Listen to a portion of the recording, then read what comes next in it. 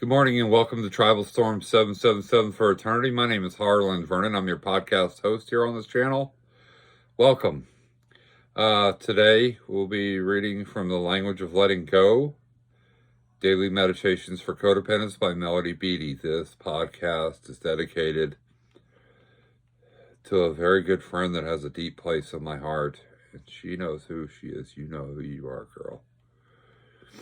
It's for you that I give this podcast because you're my friend. Although we've never met, you're my friend and you know who you are, where you are, and what you do in life.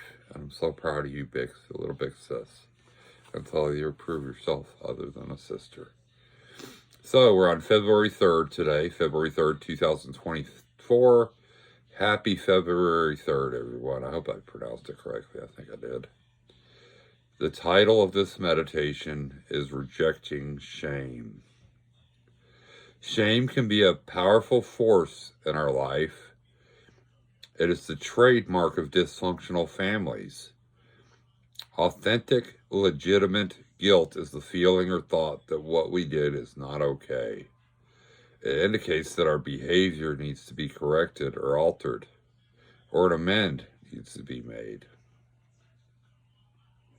Shame is an overwhelming negative sense that who we are isn't okay. Shame is a no-win situation. We can change our behaviors, but we can't change who we are. Glory be to God. Shame can propel us deeper into self-defeating and sometimes self-destructive behaviors. What are the things that can cause us to feel shame? We may feel ashamed when we have a problem or someone we love has a problem. We may feel ashamed for making mistakes or for succeeding. We may feel ashamed about certain feelings or thoughts. We may feel ashamed when we have fun, feel good, or are vulnerable enough to show ourselves to others. Some of us feel ashamed just for being. Shame is a spell others put on us to control us, to keep us playing our part in dysfunctional systems. It is a spell many of us have learned to put on ourselves. Learning to reject shame can change the quality of our life. It's okay to be who we are. We are good enough. Our feelings are okay. Our past is okay. It's okay to have problems, make mistakes, and struggle to find our path. It's okay to be human and cherish our humanness. Accepting ourselves is the first step toward recovery. Letting go of shame about who we are is the next important step. Today, I, Harlan Vernon, will watch for signs that I have fallen into shame's trap. If I get hooked into shame, I will get myself out by accepting myself and affirming that it's okay to be who I am. As I said, amen. As I said, this podcast is dedicated to a very near and dear friend of mine that reached out last night. And she just wanted to reach out and say, I taught her a lesson about loving herself, and I cried. I was ashamed. I knew, glory be to God, and God made me that way to nurture others and mentor others. I'm not sure if it was shame or joy. I'm still working that out with God. But I wanted to dedicate this podcast to her, and I keep her name anonymous because she does hold a deep place in my heart, and I honor her, and I'm a man of integrity.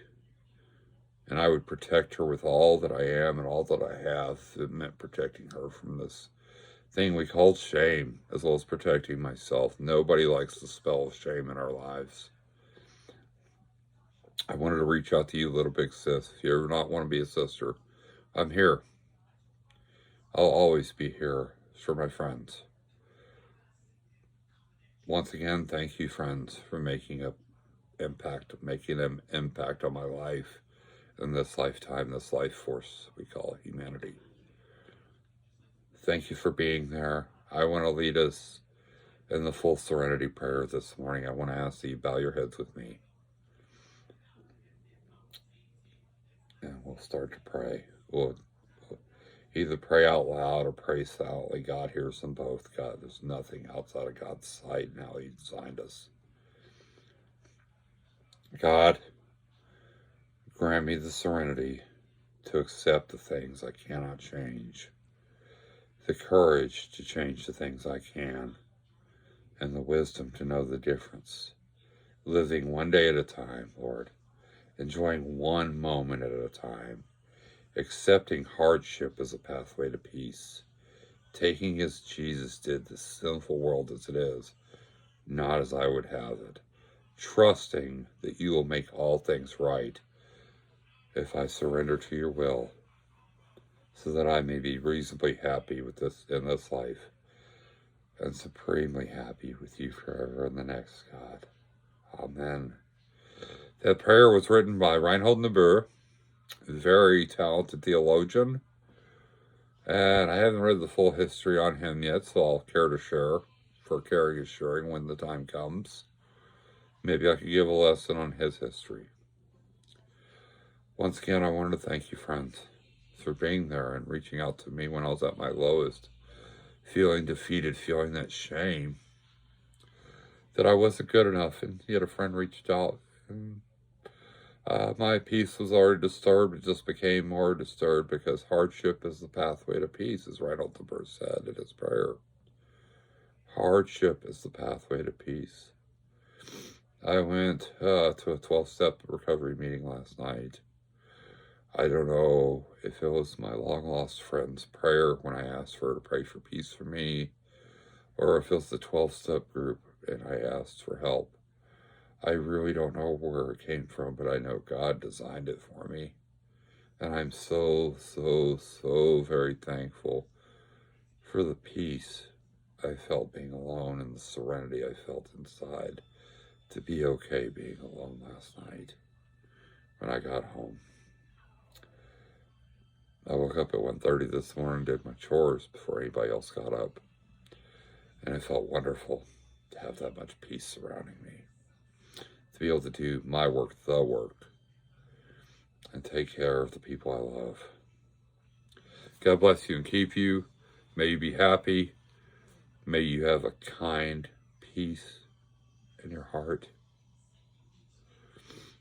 And may you embody a loving kindness in the soul that God has given you.